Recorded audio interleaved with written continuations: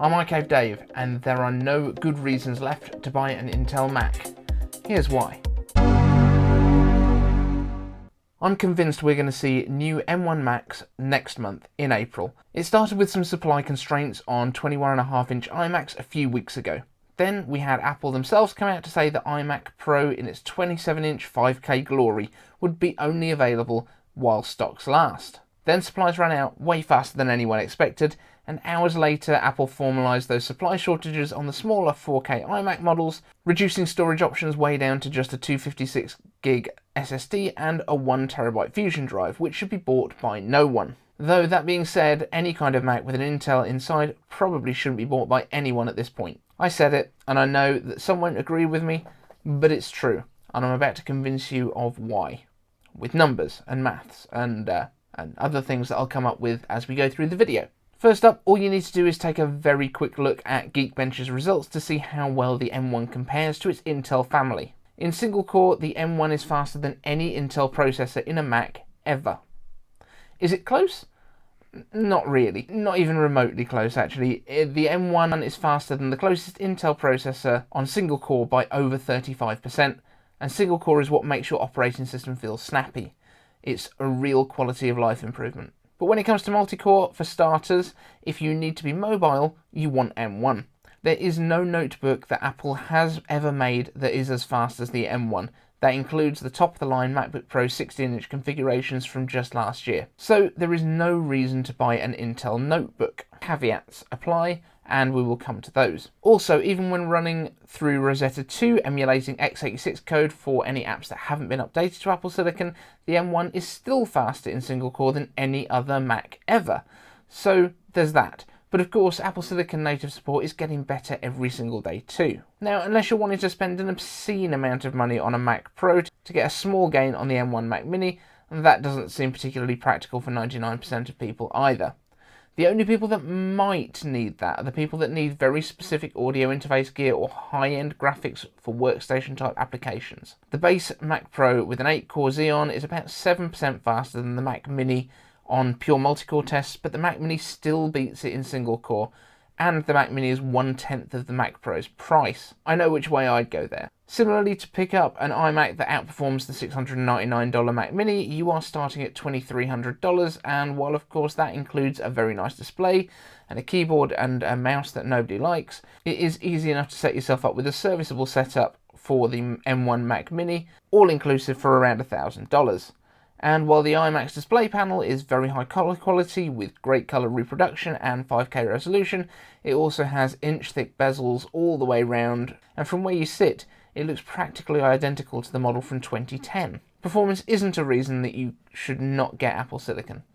You can get a little bit more performance by buying an Intel Mac if you have to today, but it will cost you, not only in price, but also in terms of longevity, as it's unlikely to have support for macOS for much longer, though the Intel models will be easier to repurpose for Windows and Linux distributions down the line. But speaking of Windows, what are the other use cases that M1 doesn't support? They can't boot camp, they have less display support, and there are still some compatibility issues with software, even though more and more of those are being resolved every day. So should you actually buy an Intel because of any of these issues?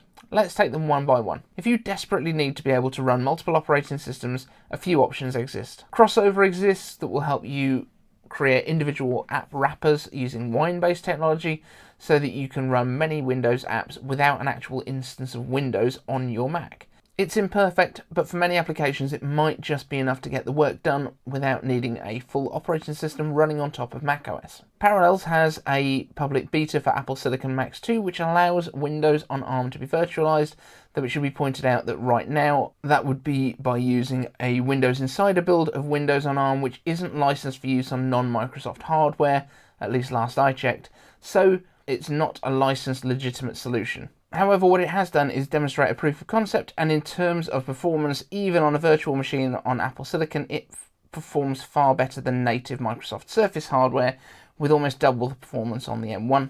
Another very popular option in the past has always been VMware Fusion, which has already committed to bringing their software to Apple Silicon too, though Oracle's VirtualBox looks less likely to make the jump right now. It should also be pointed out that Windows on ARM used to be quite limited. Microsoft recently added support for x86 emulation to the operating system, which means that you should be able to run just about anything on it, given enough power to process that, and will be coming to power a little bit later. In terms of display, yes, with an M1 MacBook Air or Pro, you are limited to the built-in display plus up to a 6K external display and an iPad in sidecar mode by default. While the Mac Mini, as I have, can support up to one 6K display and one 4K display at the same time. Not too shabby as an amount of pixels, to be fair. My setup actually uses a 1080p display up top and a 4K down at the bottom, so I'm nowhere near the display capacity here, and because the displays are bigger, I can also fit more on them too. Running them at more space setting, that basically means native resolution, not pixel double retina. So for now, I have the equivalent of 5 1080p displays to play with, and I'm not running out of space. But if you are, you could check out DisplayLink adapters, and these have been shown that they can run up to 6 displays, though as someone who used to use 3 displays full time, I think 2 is actually probably about the sweet spot. But if you need more, that's what you can do, and the adapter runs for about $80. When it comes to software, really the best thing that you can do is contact the developers of any software that won't run on Apple Silicon that you need at this point, and ask them if they have a timescale for you. Many do, and you'd know what's going on better that way. And for the vast majority of apps, I mean the vast majority, Rosetta 2 works absolutely great. But of course, almost all of these niggles will be resolved even better when we get to M1X, which I'm still expecting will be here in April. That's what I thought before the March event that may never have been, click up here for the story, went up in smoke. Why April?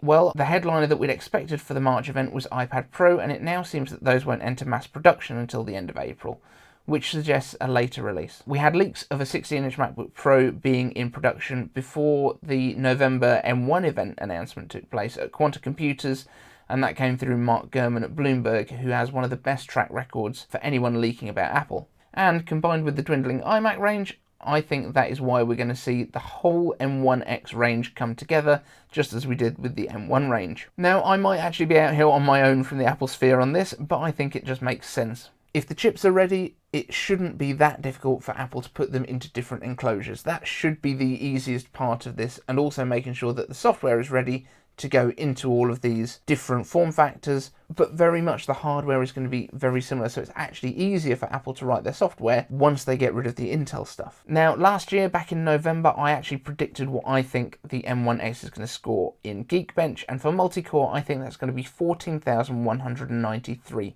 which would place it between the fastest iMac Pro and the 16-core Mac Pro. Of course, M1X will also, we assume, allow for more displays and give more performance on tap when emulating Windows, if that's your jam too. The MacBook Pros are said to be dropping the touch bar, but patents have leaked around Apple potentially adding OLED keycaps to the function row instead, so that row will stay customizable. However, it won't be a single bar, and you will be able to actually press the keys. The design of the MacBook Pros is also looking to be getting boxier, flatter design, and also picking up more of that sweet I/O that you all love so much, with possibly HDMI, USB-A, and MagSafe charging returning to the Mac. These could also debut with better FaceTime cameras, mini LED displays, and on a more outside chance, titanium chassis for extra strength and lightness. Again, this is something that we have seen in the patents, but not necessarily confirmed as something that is on the way. Patents are always a difficult way to actually predict things, but it gives you an idea of what Apple's working on behind the scenes. Unfortunately, we're not expecting Face ID to unlock these just yet, but actually wearing the Apple Watch is basically as effective, and there's also a decent crossover between people wanting an M1X in their system and already owning an Apple Watch.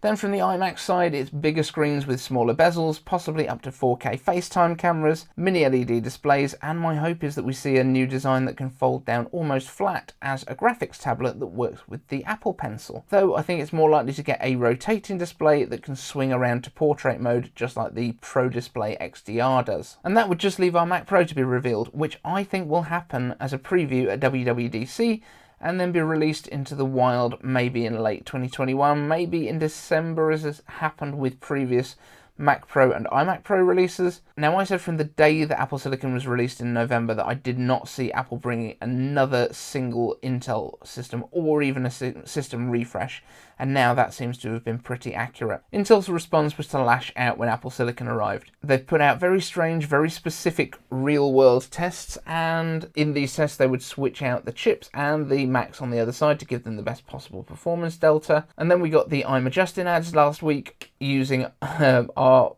old friend I'm a Mac and turning him against us, which is just mean. Intel showcased their laptops that had features that MacBooks didn't, even pointing out that Apple only used a handful of ports that honestly a lot of Windows systems used too, that Intel had helped design as part of the USB consortium, who also designed Thunderbolt and USB-C. But Intel really did focus on very niche stuff like a laptop with 2 screens and someone that was gaming on a thin and light laptop using an Xbox controller for some reason, and then pointing out that you needed a whole bunch of dongles for a Mac when, you know, you can buy one that's got lots of holes in it. And as mentioned, there are a lot of Windows computers that need exactly the same thing and don't come with anything but USB-C. But here's why Intel's really scared and targeting Apple and the M1 rather than AMD. Once people change to an Apple Silicon Mac and see how seamless things are with their iPhone, their Apple Watch, their iPad and more, they won't leave. And then Intel is just out in the cold because they have no chance of getting back in.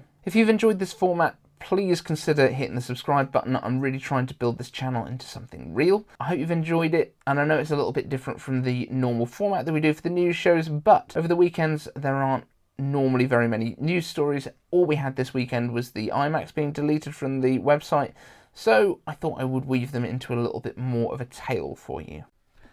Editing time, David here, just cutting in quickly. I have to, before I end this video, say a big thank you to Apple Tomorrow. He's the guy that does all the renders you see in any of our videos, and he does an amazing job. And if you need a project doing where you need any sort of 3D graphics, hit him up on Twitter. And also, like this morning, he dropped everything and helped me make the thumbnails that you've seen on this video. So thanks very much to Saad Ismail, the Apple Tomorrow guy. Thank you so much. But let me know down in the comments if you are still considering buying an Intel Mac and why. Thanks so much for watching, and I'll see you in the next one.